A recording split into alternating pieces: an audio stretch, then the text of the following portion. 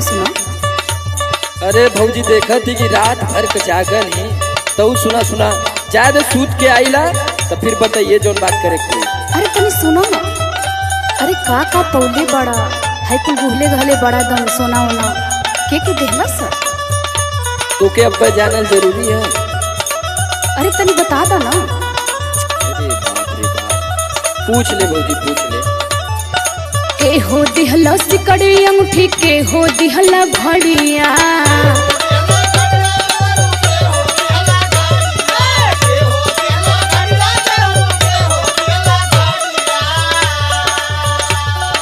के हो दिहला सिकड़ी अंगूठी के हो दिहला घड़िया।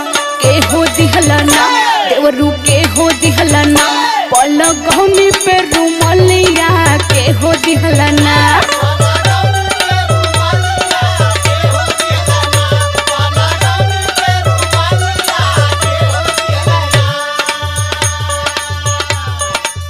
अब का बताएं तो के भौजी जब कुल घरे में ले गई नी ना। हाँ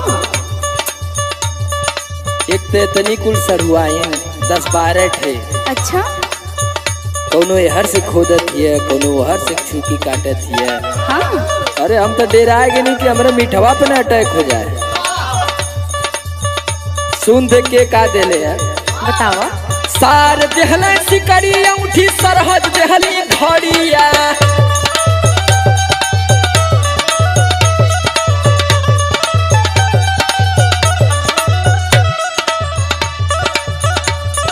सार देहले सिकड़ी अंगूठी सरहद देहली घड़िया। की साली हो दिहली ना और ये साली हो दिहली ना पला गवनी पे रुमालिया। साली हो दिहली ना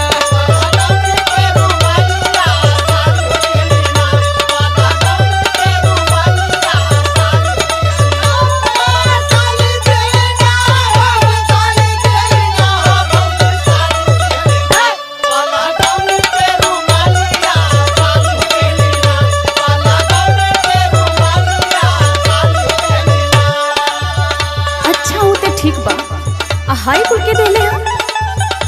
पूछा तो बताई कुल। के हो देहला घोड़ा हाथी जेबा में कलमिया।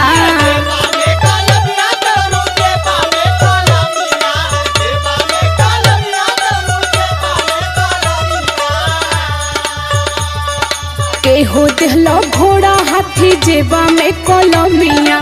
के हो दिहला ना और के हो दिहला ना देवरू मोटो हर रकमिया। के हो दिहला ना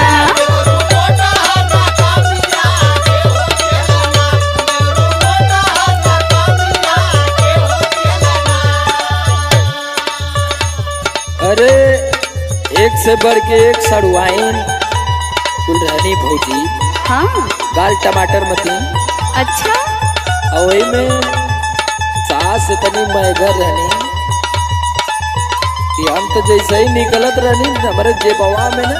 हाँ इतना कस के 5000 के गड्डी खुसनी ना। हाँ हम करे अरे नहीं रहता कहते ना ये सब आशीर्वाद है ये सब रीत रिवाज है लेके जाल जाला। अच्छा वैसे पकेटिया फुल्ला लगत है। अरे हम तो कहनी कि काहे न बैंक का बड़ौदा वाला चेकवा काट के दे दलू है। और भौजी जाने थी का हो और नौनिया बार बार दही पोता है अगे मारब जौन चटकन अब ढंगलाए जीबू।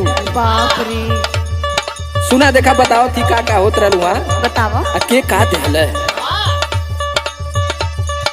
सड़ुइन देहली हाथी घोड़ा जेबा में कलमिया।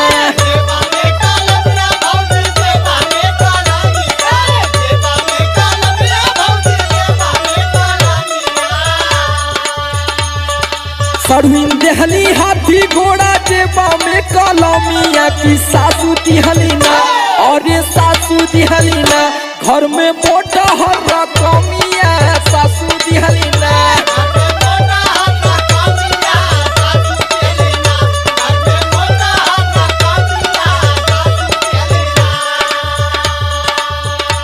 अच्छा ठीक भाई कुल तो सही है। हाँ। बाबूजी का कौन हो मड़वा हिलोना तो कुछ मिलन होई ना। अरे बाबूजी के का बताई का हो गए। एक ठोकरे दुआरे भैंस बांधल रहल। हाँ। बेचारन के तू तो पूरा नंगाएगी ना। काहे? अरे कह तो हम भैंसिया ले जाई। अरे बाप रे। हम तो मना के नहीं करे जाए था थोड़ा इन्हें के भी दूध सूध खाए था। नंगाएगी ना पूरा भैंस छोड़वा लिए इन्हें भौजी। बताओ ये सब अच्छा काम है? का पौले बाबू तो हर मड़ा वाही लैया।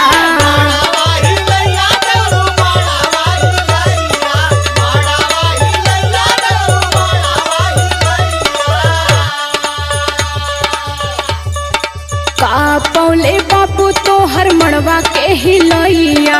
काहो पवलीना अरे काहो पवलीना साली जूता के चोरैया। काहो पवलीना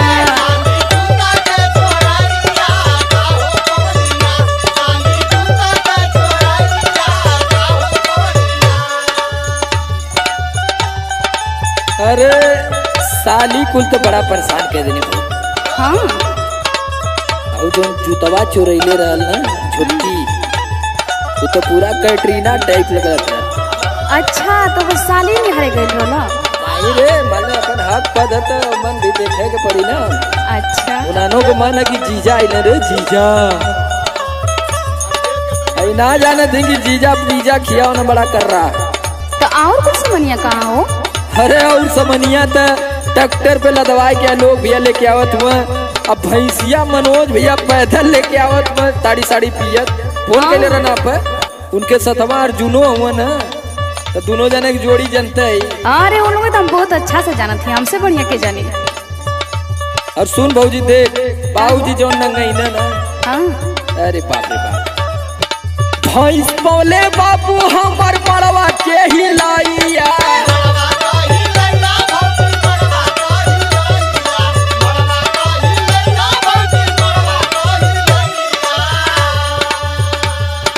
भैंस पौले बाबू हमार मड़वा कहिलाइया। मोबाइल पवलीना मोबाइल पवलीना देख भौजी। अरे औजन छोटकी सड़वैनिया डरल बिचलकी वाली। हाँ अरे वो तो कहती है मैं मोबाइल लूंगी। अरे ओप्पो वाला मोबाइल लेके ओप्पो लेके भोपो बजाइए। तू एक से बढ़ के एक रनी दिमाग डिस्टर्ब है भौजी देख। मोबाइल पवलीना साली जूता के चोर